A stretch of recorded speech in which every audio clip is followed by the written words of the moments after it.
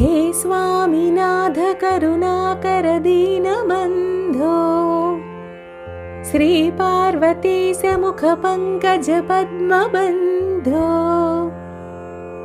श्रीसादिदेव गणपूजित पादपद्म वल्लीसनाथ मम देहि करावलम्बम्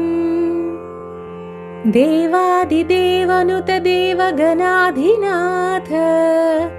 देवेन्द्रवन्द्य मृदुपङ्कज मञ्जुपाद देवर्षि नारद मुनीन्द्र सुगीतकीर्ते वल्लीसनाथ मम देहि